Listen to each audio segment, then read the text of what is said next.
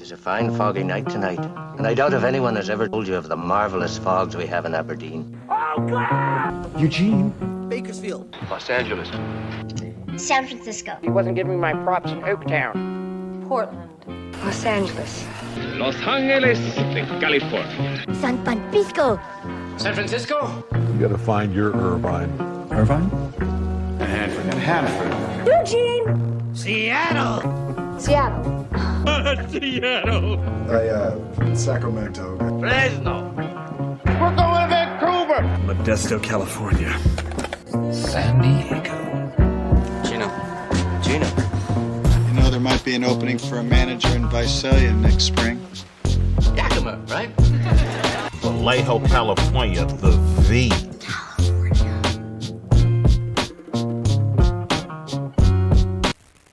Welcome to the West Coast Sojourn Podcast. I'm Donnell Alexander, and I'm here with Lev Anderson. What's up, Lev?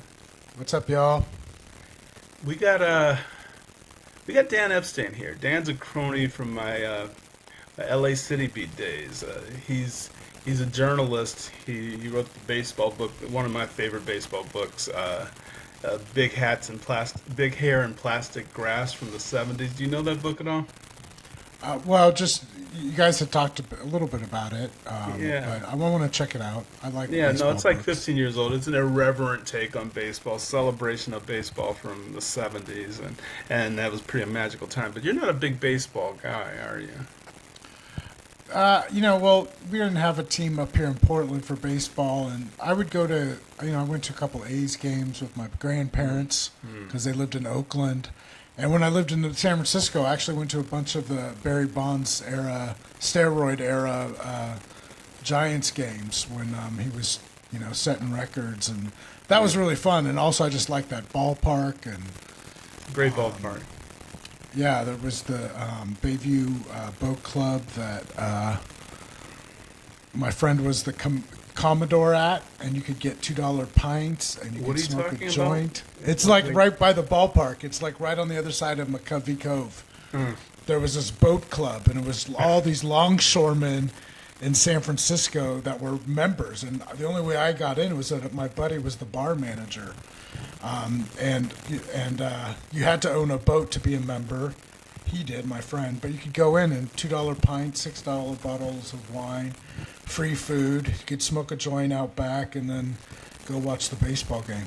Okay, sounds very nice. Dan wrote that book, but his Substack is called what's it called? Jagged Time Lapse. Excuse me. We're going to talk about that and his book with Red Cross, but I mentioned the basketball thing. I mentioned the baseball thing because I know you're a Blazers fan.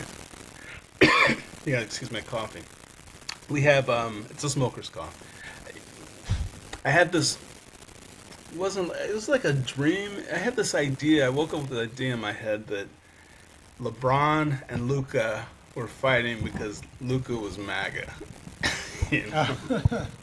And I think realistically, in these next few months, we are eventually going to have like differences erupt inside of a locker room about it, and I feel like, I remember I did probably a story. in football. I don't know about basketball. Well, that's what I was thinking. Okay, because I got a Blazers example. I was watching the Blazers. I'm oddly interested. They're a team. They're tanking, right? They're trying to lose. I don't know that they're trying to lose, but they're a really good team to be trying to lose, I got to tell you. I mean, they're young guys that they're trying to develop. So, and I think Chauncey Billups wants to win. I don't think Chauncey Billups wants to lose, but they've gotten hamstrung a little bit by management inactivity around the trade deadline and stuff. So, well, I mean, like the draft. Don't they want to be in the lottery? I mean, that's what you would think, but they keep winning games. Yeah, so they're going to get like the 10th pick or something. I don't know. And it might be going to Chicago if it's above 12. Like it might be top 12 protected. I'm not sure. Okay. Chicago's pretty good. I watched them last night. They beat the Lakers. But here's the thing. I was thinking of your guy Tumani. What's his name? Tumani Kamara. Tumani Kamara and Denny Adbia. Yeah. They're beefing about MAGA shit. Now, if that sort of thing, let's pretend, this is a hard make-believe here, but let's pretend the Blazers are contenders. Would you want that kind of fight to break? I mean, would you want that kind of discussion to happen in the locker room, even if it would risk a team's chemistry? Well, so you're thinking like Denny being Israeli? It's a little stereotypical. So yeah, I mean, like that's where some of the friction would come from. Mm-hmm. Yeah, I don't know. I just feel like basketball players don't let that stuff come between them. First of all, I think most of them are on the Democratic side of things of politics, but I don't even know if they're all that engaged. You know. Right. I mean, I was kind of surprised by like the Nick Bosa San Francisco 49ers thing, getting on the camera with his MAGA hat, you know, right before the election. That kind of took me back a little bit because you don't see people with like, you know, Biden hats or whatever. You know what I mean? Well, that's the thing is that they have Harrison Butker, you know, the kicker from Kansas City. They have those people. They cultivate them, and I don't think people on the left side really do that as much. They're grooming them. Yeah, well, you know, like, so I think it's okay to have a little friction like that, you know, as long as people are being real. I think that's a crazy fever dream. The Blazers getting being contenders and having these kind of political things in the locker room. I don't know. I mean, also, you know, these guys are young too. Like they don't really know. Right, but what's around at stake necessarily. Was it 2016? You know, LeBron said Trump's a bum. I think it was 2016, maybe. And you know, it was very quiet till I think LeBron ended up saying something for Kamala Harris near the end of it. But I think people are realizing, like, hey, these people, these fan bases, you don't want to anger them up, you know. Well, I mean, so many people, so many sports fans, right? They're always like, I mean, not you, obviously, but they're always like, you know, I don't want politics in my sports. I'm, you know, trying to, you know, escape from that, you know? So I think like on either side of the spectrum, if people in the sports voice their opinion, sometimes people are a little annoyed by it and then might even act crazy about it. I thought the whole Colin Kaepernick thing was kind of way overblown, the way that people reacted to it, you know? Well, how do you mean? Well, I mean, you know, it was, There were two you know, he was sets. talking about legit issues, and I think like that kind of protest of kneeling during the national anthem is kind of a patriotic protest. It's assigning power and symbol as a symbol of greatness or whatever, or the democracy of our country, you know, like to this flag and the anthem, and then you kneel down. And it's saying, like, this has power because this is important to all of us or whatever. But, you know, I don't know. I live in my Portland bubble, man, West Coast. You know, I don't know how these other people think sometimes. I'm confused. Yeah, right. No, and I think I might live in a idealistic bubble where I'm seeing conflict coming where maybe there's not. But I think you know what it was? I saw someone on one of those social media sites, one of the oligarchy social media sites, and they were saying that if athletes really wanted to get serious, all this anti-DEI stuff that's hitting at the colleges, you know, they would be reacting to it. And I think there is a world, not if there is a world, I don't even want to qualify it like that. I think that anti-DEI effects are happening in these families all around them, the campuses all around them, people who aren't going to getting the same jobs. Eventually, they're going to feel it. And I don't know if it rises to the point where people are going to feel like they should join in a protest too, you know? Yeah, it'll be, I mean, I think there's definitely going to be protests. I don't know how involved athletes at universities will get, because now, right, they're kind of hooked up with the NIL. So, like, you know, that could hurt their pocketbook too, you know? But yeah, you know, we kind of rely on some of these youth to do these kinds of protests. But I keep forever searching for an impactful way to protest.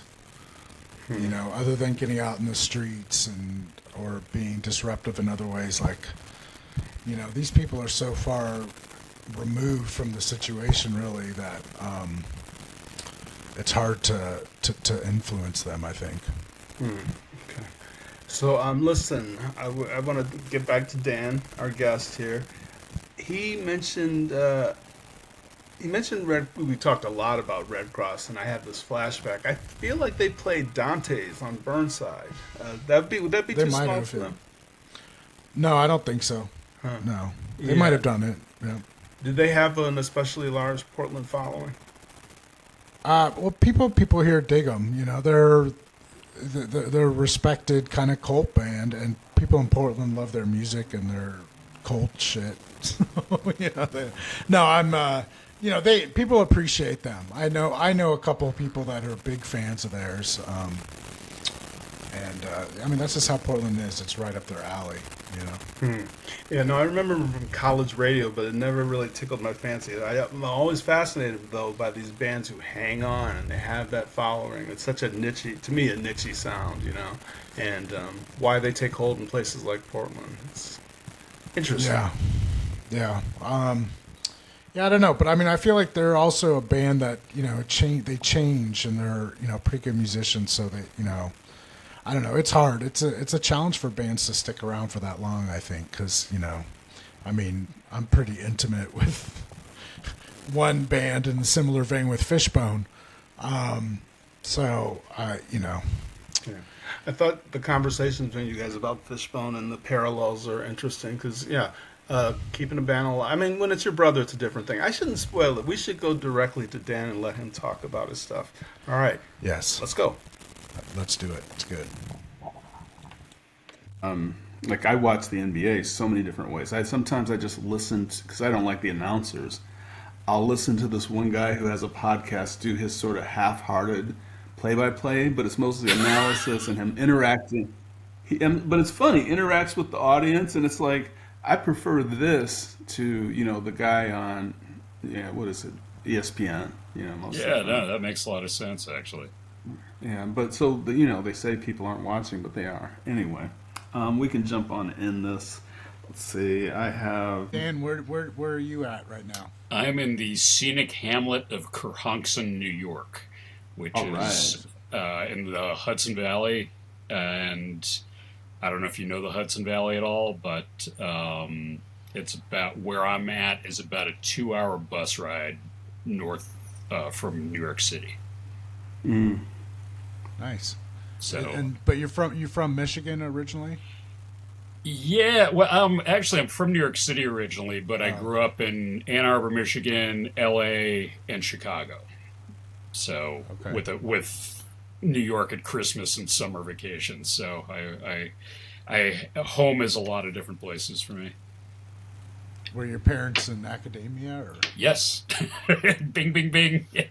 Well, Ann Arbor, I just assume that's the only thing there, right? Yeah, no, that's what got my dad there. He was a professor of social work, so he took a teaching gig there in 1967, just in time to drive into Detroit for the riots. On his way to Ann Arbor, and then he spent the next 10 years trying to get the hell out of Ann Arbor and back to New York City. And Ann Arbor at the time was like, that was one of the, like, Ann Arbor, Madison, those were the hotbeds of student activism in the Midwest, right? Oh, yeah, no, and my mom, who was, probably 6-7 years younger than my dad, was very involved with that side of things, and so, I was like... I remember her volunteering for Shirley Chisholm's presidential campaign in '72. Wow. It's like she was really active, and so like that was very much a part of my early childhood. It was just going to Vietnam War demonstrations and all kinds of stuff. She was actually part of the. I don't exactly remember the specifics, but she was part of like an Ann Arbor City Council think tank, I guess, that was part of what changed the marijuana laws in Ann Arbor in the 1970s. That it basically took it down to like a $10 fine if you were carrying less than an ounce, which was pretty huge back then. So yeah, Dan, that's my childhood. Did you know? I spent 6th grade in Ann Arbor. I don't think I knew that. Where did you go to school? Oh, maybe we talked about this. Logan Elementary. Okay, right. I went to Burns I Park. lived in. It was like housing that was staff and grad students. Northwood Apartments, maybe. Okay, yeah. That was really not that far from where I was living, which was the Burns Park area. But Ann Arbor was much smaller back then. Welcome to the West Coast Sojourn podcast. I have a question for Lev to get started. Yeah, sure. Go ahead. Okay, what is when I say the name Doc Fidrich, what would you think of? I have no idea what you're talking about. Is that like a 70s TV show character or something? It would have been a great one if the 70s were that cool. The 70s were pretty cool, but not that great. But it is the handle of our guest today, Mr. Dan Epstein. Oh, okay. I think about you and that name. I want to ask you why that is. I mean, I know why it's your email address. If you don't mind me saying that, we can bleep it if you can. But why does that mean something to you? Well, those Doc Ellis and Mark the Bird Fidrich were and really remain my 2 all-time favorite baseball pitchers, and so much of that is I mean they were good players. Fidrich obviously had that one otherworldly rookie season in 1976, but before injuries made him flame out. But they both just brought so much realness to the mound. They were very much, as baseball players, they were very much who they were as people, and there wasn't that kind of, I don't know, that sort of front, overly professional front, I guess, that you see with professional athletes so much. And I got to see them both pitch when I was a kid. They made a huge impression on me then. And then many years later, when I started writing what became Big Hair and Plastic Grass, my ode to baseball in the 70s, like they really stuck out for me as kind of emblematic of that era, and that you don't see characters like that in the game anymore. And really, I'm not sure that you ever saw characters like that in the game after the 1970s. I was just thinking about the book Loose Balls. Are you familiar with that at all? Terry Pluto. It's one of the Terry Pluto.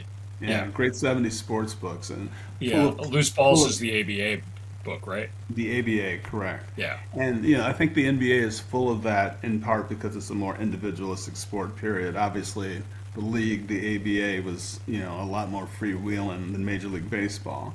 But I also think it was the alchemy of the time, Were you're younger than us, a little bit younger than us, Lev, but did you watch baseball in the 70s? Do you have any kind of recollection of all that? Not so much in the 70s. I think I remember like more early 80s, but I think I think it's also like the medium, right, too? Like just it became more expanded, more mainstream in the 80s, I feel like, with television broadcast. I don't know, like I feel like or it's just my own awareness growing up, like we weren't like a huge baseball household. We were a Blazer household because we didn't have a baseball team here in Portland. I mean, I did go to Portland Beaver games. I remember Mike Schmidt, doing the exhibition game against their minor league club. Wait, what? That. What's the Mike Schmidt story? Are you talking about the guys from the Battered Baseball Bastards documentary? Well, no, I don't know. I just remember Mike Schmidt played for the Phillies, and at the time, the Portland Beavers were one of their farm clubs. And so they did like an exhibition game, and Mike Schmidt played there. And also, that was at the same Coliseum where that guy ran through the outfield and smashed into the back, the right field wall. I think you might have to tell us about that because I don't know that one. I don't know much about it, but I just that happened at the same stadium. It was like this guy chasing down this, home run shot towards right field, and he smashed right through the wood wall. minor league baseball. Also, right? you know, because they were in the Pacific Coast League. The Beavers were. The Beavers were. Yeah, like Visalia, or the old Visalia Oaks. We've got this. You're going to be one of the beneficiaries of our new intro. You know, and we kind of run through. And you don't mind me saying this to you, Love. Love put this together. Run through all these great cities from film and TV mentions, and the Visalia Oaks comes up because I'm going to see if you can guess it. Who gets offered a job in Visalia at the end of that movie? Bull Durham, Kevin Costner. He gets an opportunity. I used to live in Visalia, so I made Love find the Visalia reference. Anyway, I want to ask you because I was getting ready for this, and I know I want to talk about pop culture. I want to talk about Jagged Time Lapse, and I want to talk about your Red Cross book because collaborating like that seems really crazy to me. I still like baseball. I went to the ESPN page, and it's not even on the top page anymore. It's other sports. Wow. Hockey is there right now. Maybe by the summer they'll switch it, but there was never the primacy of baseball was in question for so long. And I was wondering, do you guys think, and this is open to both of you, if you were to go to India, would cricket be more popular than baseball is for us here now? I mean, I don't know anything about India or cricket, but I have to assume that baseball does not have the international reach or fascination that it may have, you know, or at least recognition. I mean, I know MLB has been trying to, like, you know, they've been doing special games overseas and stuff to try to get people more excited. But like when, you know, I was in Scotland last summer and, you know, the only people I saw in baseball caps were wearing Yankees caps. And, you know, some of them were tourists, some of them were locals who, you know, wanted to cop some New York vibe, I guess. But it's, you know, there's no sense of like, you know, I mean, even like the locals who wanted to talk to me about America, none of them wanted to talk about baseball. Yeah, I'm sure you saw some basketball jerseys though, or some legitimate. Oh yeah, definitely. Well, yeah, I'm not going to belabor it, but I just, you know, I don't know. I feel like I like play fantasy. I'm excited about the Tokyo series. Do you guys even know that tomorrow the season, quote unquote, begins with No idea. This is news to me. The Dodgers are playing in Tokyo. Yeah, they've got 5 guys who are you know going to be crowd pleasing home guys. I know people love. The only thing Love loves more than me talking about the Dodgers. I mean, well, at least you care about me talking about the Lakers, but the Dodgers are a juggernaut. Are you that much in the loop? Do you know that the Dodgers are a crazy juggernaut? The worst expensive. I don't want to call it excesses, but they have basically. The criticism is that they bought a championship this season. You know. So it's the spectacle begins in Japan, where most of it begins because a lot of the players that they've gotten are Japanese stars. They're rookie that they picked up. There's a big story in the Athletic today, in the New York Times Athletic, about the behind-the-scenes machinations to get this guy to the Dodgers and all the companies back there that are behind him wanted to keep him in Japan. It's fascinating. But I guess I'm saying that, yeah, it's funny to me that baseball is a niche sport when, to me, it's actually super interesting right now.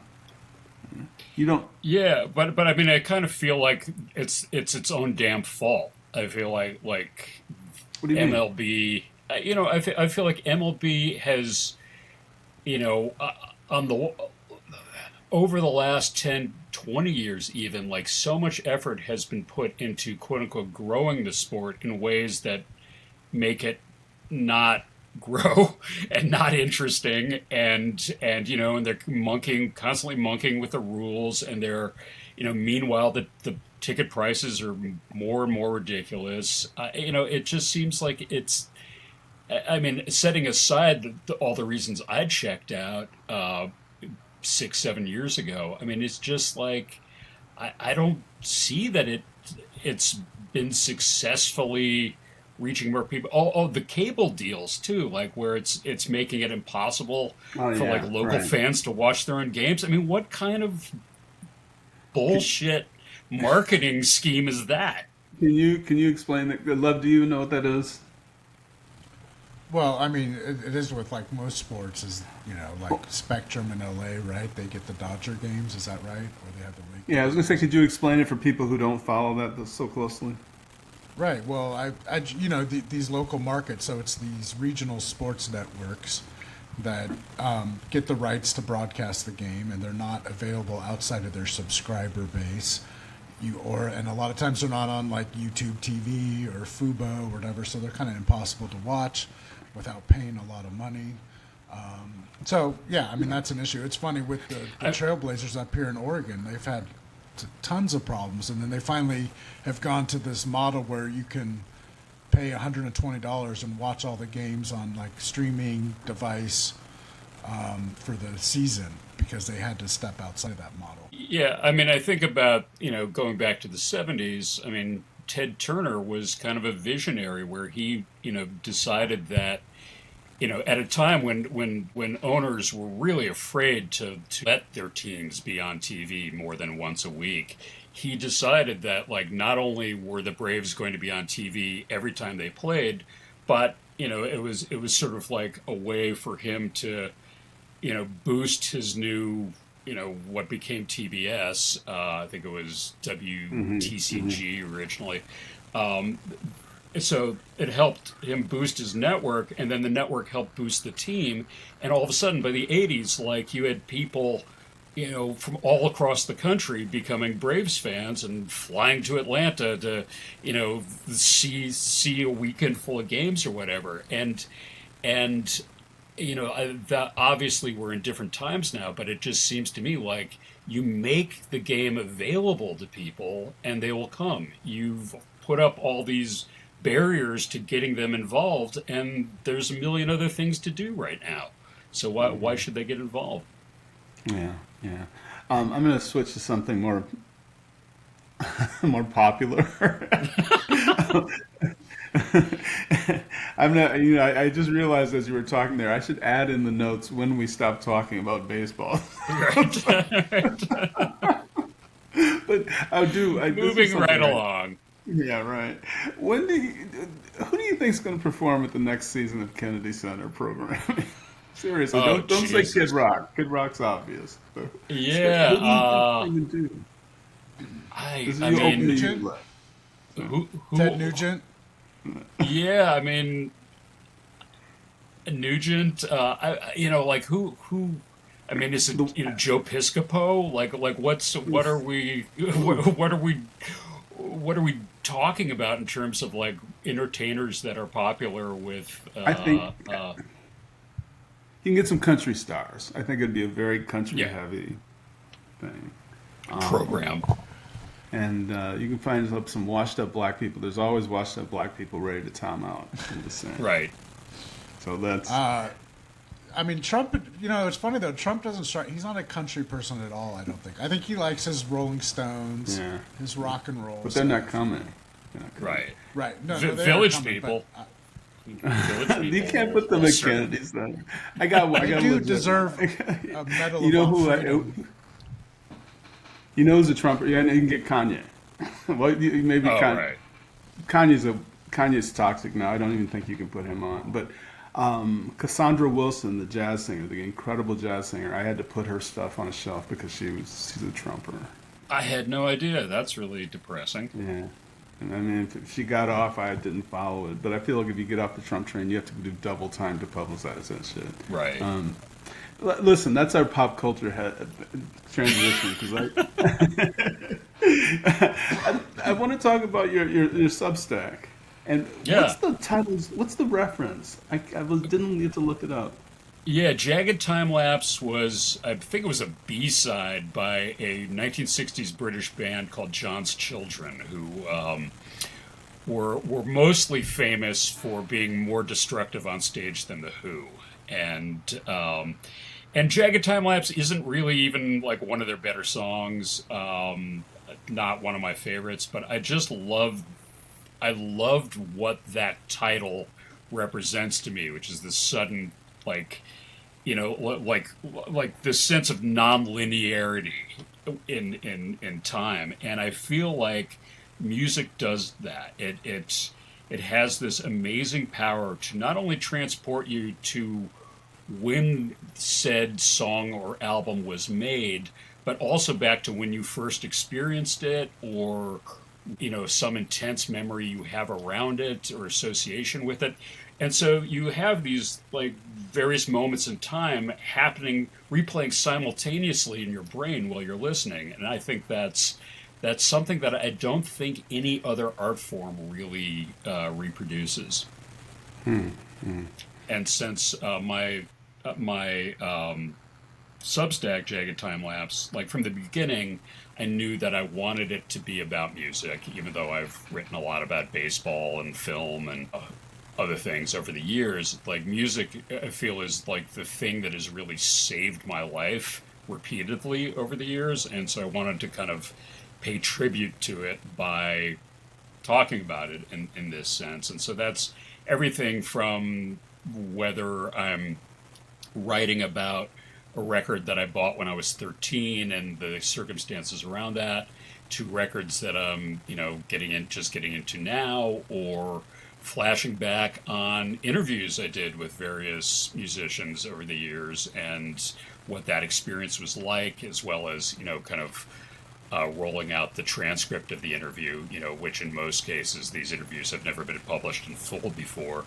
And just kind of, I guess ultimately it's in tribute to the magic of music. Can you talk about your Red Cross book and why you focus on that band? I mean, I'm somewhat familiar with them as kind of. I guess they were kind of came in the heyday of punk music, but and they're definitely loud and guitar-driven rock and roll.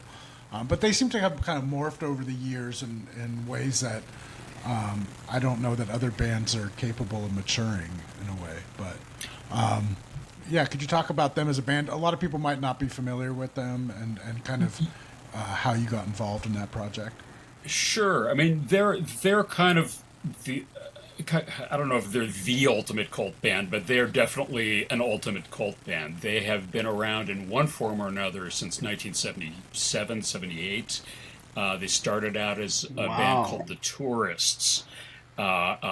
Jeff McDonald, the lead singer, was 15 at the time. His brother Steven, the bass player, was 11. And they started hanging out with Black Flag, who were living and rehearsing in a church one town over from where they grew up in Hawthorne, California.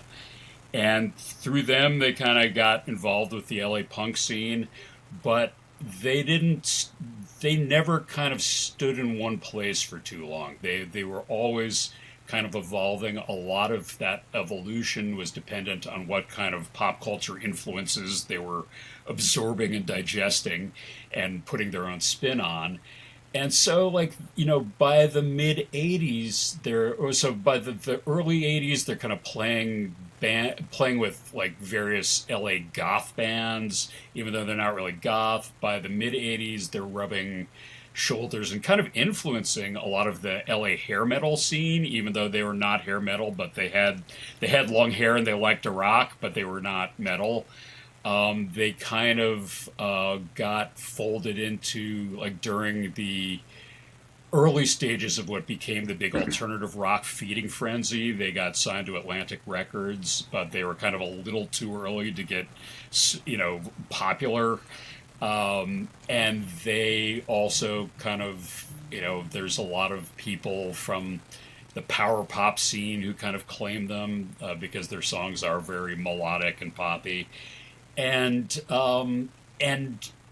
they've kind of always managed to come out, they'll go away for a while and then they'll come back with another amazing record.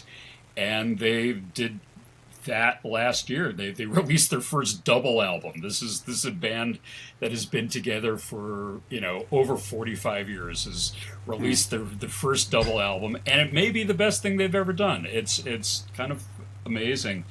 And they're a band that I discovered kind of along the way. I don't go all the way back with them because I was never really into the hardcore scene, but by the late 80s, they were making music that was kind of garagey, kind of psychedelic, 60s influenced, but not in a slavish way. And they had a record called Neurotica that a guy who was the bass player in my band at college turned me on to. And I just was so drawn into that they'd kind of created this own universe for themselves where, they're influenced by all these things, but they're beholden to none of them, and they're dropping all these kind of references in their liner notes and in their lyrics. I mean, the title of their book that I did with Red Cross is called "Now You're One of Us," and that's taken from a line in their song Neurotica, which is long-haired friends of Jesus in a chartreuse microbus. Come on, lose your mind, now you're one of us. That first line, long-haired friends of Jesus in a chartreuse microbus, is stolen outright from C.W. McCall's 1976 hit Convoy, which was CB, Citizens Band radio exploitation rock. And, a decade later, these guys just, took that line, popped it into their own song, which, has nothing to do with C.W. McCall. But for, 70s AM radio damaged freaks like me, it was like, oh, you're part of my tribe. And I feel like that's always been kind of their shtick, is they're never we're too cool for you, but it's we're cool and you might be too. And if you are, come on. And I think that's a big part of why their cult following has never abandoned them over the years, because it's this kind of tribal sense, and they kind of pick up new fans along the way. And so when I moved to LA in 1993, it was right around the time it was right before they'd released their album Phase Shifter, which, to this day is probably my all-time favorite record of theirs. And it was so exciting for me, I'm in LA and I'm going to get to review the Red Cross show for the LA Reader, so they were kind of one of them and Arthur Lee were the two musical entities that I wanted to connect with when I moved to LA. And I wound up interviewing them back in the 90s, and it was not like we became friends or I was part of their scene at all, but flash forward to 2022, I did an interview with Stephen McDonald about the reissue of their album Neurotica, which was now featuring an extra disc of bonus demo tracks for the record. And we had a really good interview, and a book agent that I knew saw it and was like, hey, that was a great interview. Do you think Steven would want to do a book? Because Steven's had a pretty interesting life in and of itself. And I said, yeah, but I would rather do a Red Cross book, and I think they would probably rather do a Red Cross book, him and his brother. So, we approached them about it. They were in the midst of working on a documentary about their career, which was directed by Andrew Reich, which just came out fairly recently, called Born Innocent, the Red Cross story, which is great. So they're kind of in that looking back mindset, which I don't think... I think Steven's always been somebody who's very analytical and looks back at things that have happened with the band. But Jeff, his older brother, who writes most of the songs, that's kind of not his worldview at all. So it was... But I think it was the right time to approach them, and... I think they were a little taken aback at first that I wanted to work with them, because they looked me up and all I had were baseball books, and it was like, why does this baseball writer want to do a book with us? And I kind of had to convince them that no, I'm a big fan, and that and this is a band that also had some collateral damage from their influences. Like they were kind of overly associated with the 70s and kitschy 70s kitsch, and I think they worried that me being writing about 70s baseball, I would be approaching them from a flares and disco balls standpoint, which was totally not where I was coming from. So once we established that, we started working on the book together, and it was great because as a huge fan, I was able to kind of ask them every question I've ever wanted to ask about every one of their records, and they had to answer me. So it was a lot of fun. I have collaborated, co-authored a book, and it's its own trip. It's different. I'm sure from your baseball books, it's a different thing, but I wonder what it's like working with two authors, because people's memories of events and how specific episodes play out differ. Did you have any stories in that area? Oh yeah, no. I mean, it was very clear to me going in that I would have to interview the brothers separately, because there's that brotherly dynamic where it's like Jeff's the older brother, and you see it in the documentary where the few times they're on screen together, where like Stephen will bring something up and Jeff will minimize it, like, oh, you were overreacting about that, oh, blah blah, yeah, I was on drugs, but it was no big deal. And Steve was like, well, it was a big deal to me, and so so I knew going in, like, let's keep this separate. And then I realized very quickly that yes, they do have very different memories about certain things, and in some cases have very different opinions about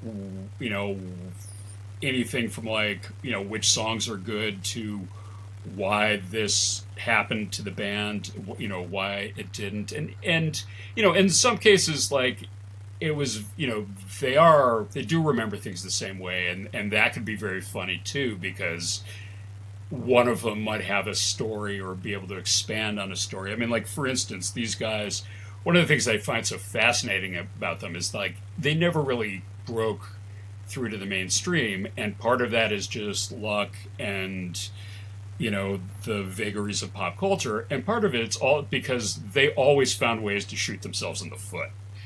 And one of those ways was they were very into making prank calls, because this is, for many of us who grew up in the 70s, this was a time-honored diversion, and a lot of those calls, like, wound up, either doing things like alienating them from their very own record company, or because they would prank call their own record company, or in some cases alienating themselves from people who could have been huge allies for them going forward. Like basically they inadvertently caused a major beef between themselves and Courtney Love, and then when Courtney Love became involved with Kurt Cobain,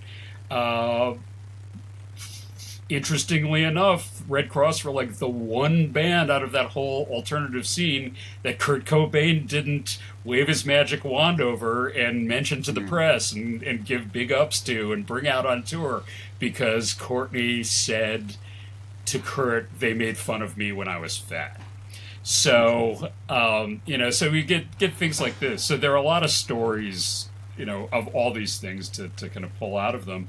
And I realized very quickly, like, if I were writing this book as like, A History of Red Cross by Dan Epstein, I would have to find the truth. I would have to try to find, where do these opinions come together? Where do they not? What really happened? And I realized after a while, like, that's not this book. This book is Jeff and Stephen telling their story. And their story may be, Jeff's story may be very different from Stephen's story. And let's put them both in and let the reader figure it out, or not figure it out, and just, sit back and, enjoy the fireworks. That's fascinating. Okay, so I'm going to cut this part here, but I'm going to say that for the rest of it, since we've talked about the book, I want to put more interplay in there, and so I'm going to leave space for Lev to jump in. If I don't jump in, and you give a gap, they expect give them room to say something. I I'm just going to jump right back into it. The thing about that book is, well, no, I'm sorry, Lev. Do you want to say something here? Do you want to ask a question related to the book?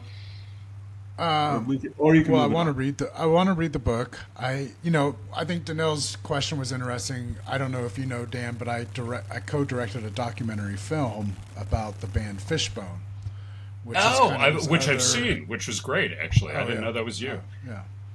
Yeah.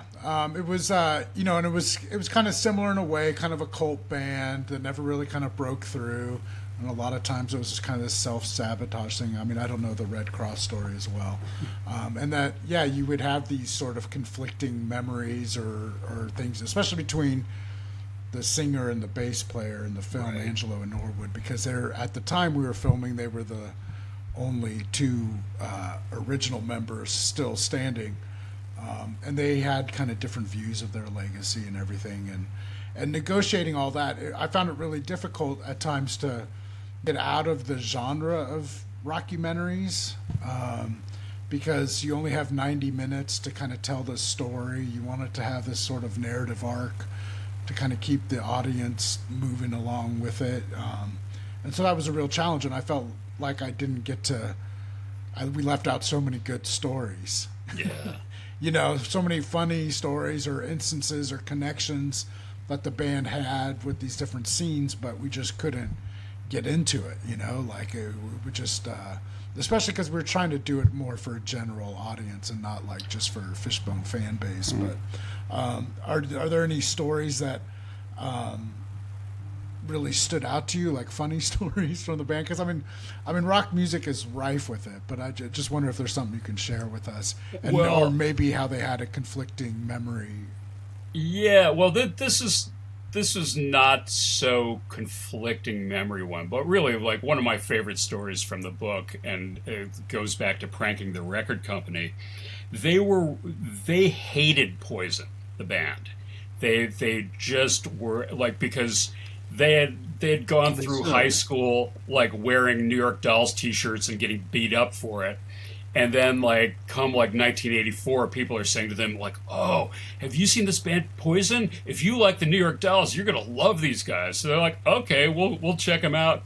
And they wound up on a bill with them, and they were so appalled that this, kind of bargain basement Van Halen thing was, anyone would, think they liked them, sure.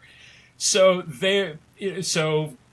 they finally wind up on a bill with Poison and a band called Leatherwolf, and they are just completely appalled that anyone would think that they have anything in common with this kind of bargain basement Van Halen, and also felt like we went through, we got beat up for wearing New York Dolls t-shirts. These guys are wearing New York Dolls t-shirts, and they're copying nothing from the New York Dolls except, the t-shirt.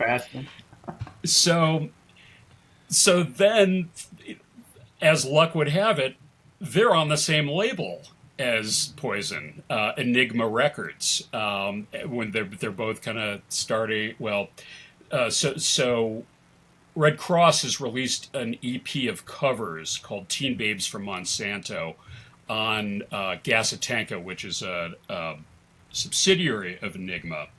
And at the time, they're in talks with Enigma to do a full album for them. At the same time, so Enigma's like, okay, we'll give you $10,000 to do the record.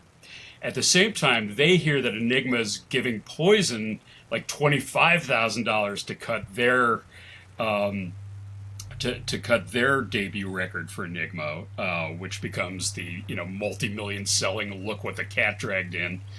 And Steven, who's 16 at the time, storms into the office of the head of the label and says, that you're wasting your money. That band Poison will never amount to anything. You should be giving that money to us.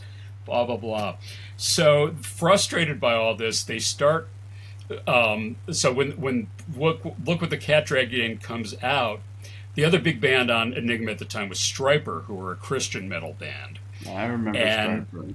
Sure. And so they start prank calling their own label, pretending to be members of Stryper or Poison, complaining about the other band. Like, hey, this is CC DeVille from Poison. I'm in this record store, and there's only Stryper records here. There's no Poison records. What the fuck, man?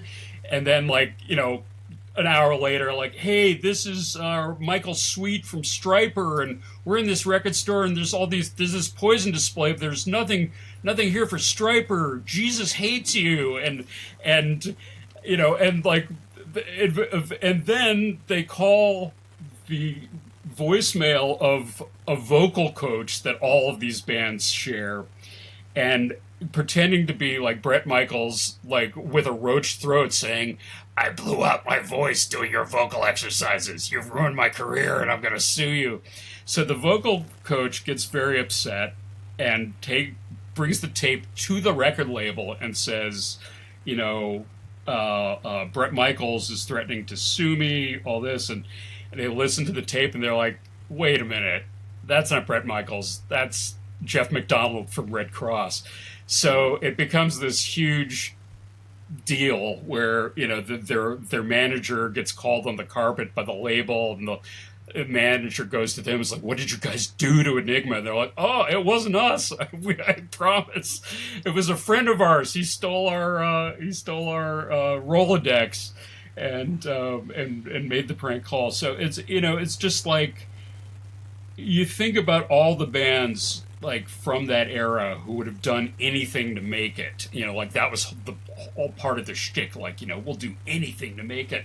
And you have these guys where it's just like, hey, you know what would be a great idea? Let's get high and like prank call our own label and pretend to be the guys from Poison, you know, and I, you know, God bless them, because like that's a kind of reel that you did not see from most rock bands in the 80s or ever since.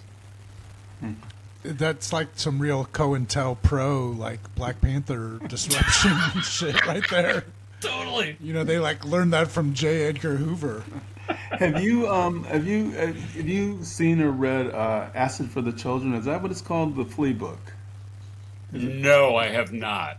It's on the coffee table downstairs, and I periodically dip into it. And I read it. It's a very sincere effort, you know, to tell his rite of passage growing up. I mean, it all is, you know. And I think about rock literature and just my favorite books, and how there is a similar arc to almost all of them. Maybe you can tell me, is it different now because it's these people are older? We're talking about older rock stars. And before you answer that, I have to tell you, my favorite piece of this history was past year was KCRW's look at the Groupies on Sunset. That the Groupies 8-part podcast, or however many episodes it was. That was my favorite kind of storytelling, because I feel like groupies haven't really had a proper form, so to speak.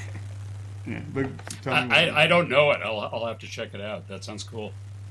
You'd love it. You would love it. Gratuitous Frank Zappa. But no, just that thing about the arc of the books. Has it?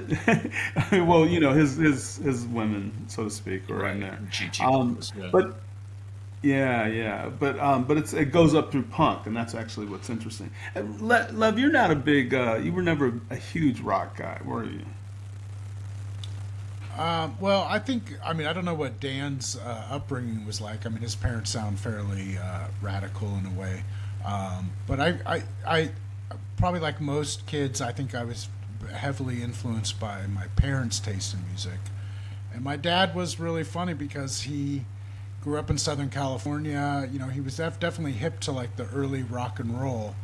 And, but like you look at his record collection and it's like, you know, more Buddy Guy and Ike Turner than Pink Floyd or Grateful Dead or Led Zeppelin even, you know. And I mean, he had a lot of Stones and Beatles, but it was also just more kind of blues, funk, soul trajectory, and I just kind of followed that because that was all the records we had.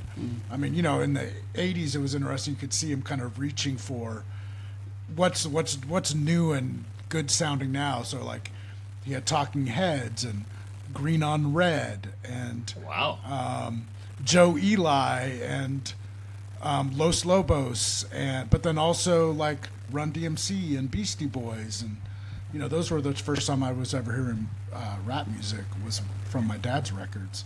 Dan, so that I think that influenced my trajectory. So I wasn't into classic rock. I mean, I definitely had my phases and everything, and I dipped in and out of grunge. But like my formative years and being slightly younger was like more hip hop oriented. Dan, you had this Commodore song on your newsletter recently. Which one was it? Oh God, which it could have been a couple. Was it Wonderland? Wonderland. Because here's the thing: the year I lived in Ann Arbor, I had a Commodore. This is before Lionel Richie left. That's how old we are. Right.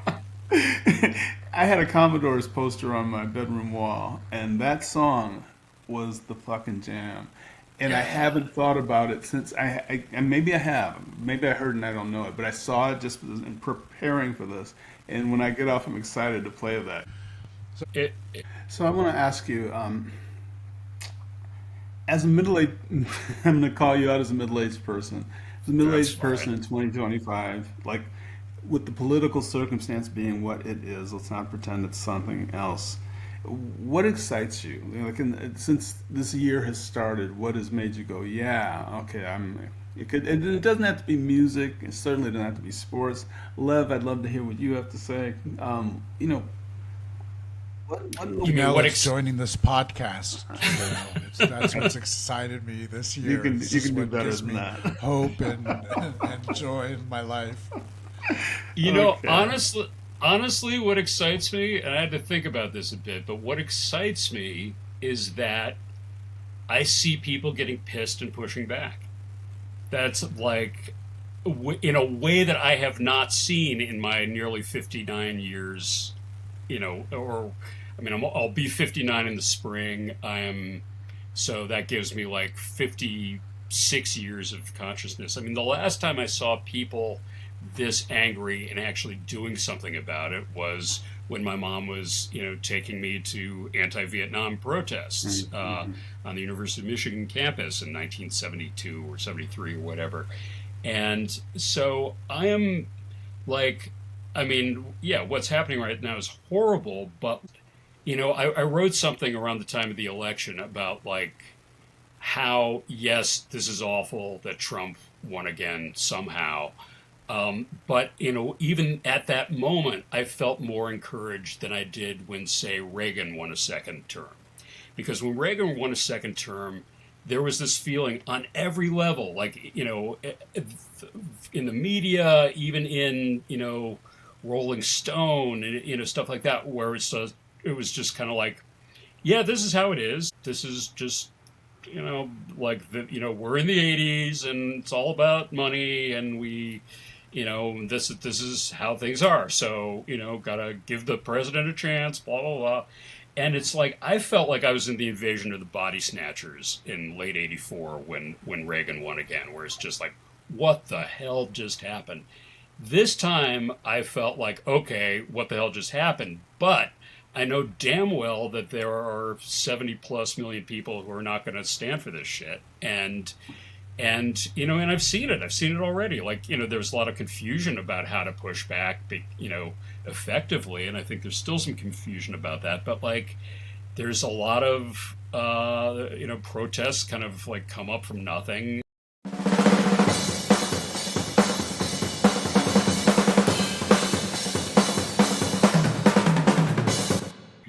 Okay, Lev, you want to say goodbye to this guy? Yeah, it's so great to talk to you, Dan. And I'm going to have to read the Red Cross book. I haven't done that yet, but a coworker of mine actually has raved about it. So, awesome! Borrow his copy or get a copy. Where are you sending people to buy your book besides Amazon these days? Bookshop.org has it, and that's kind of my preferred place to give business to these days. But also, like, if your local mom and pop indie bookstore should be able to order it no problem. It's nationally distributed. It's published by Omnibus Press, and so just walk in and say, I want Now You're One of Us, the incredible story of Red Cross.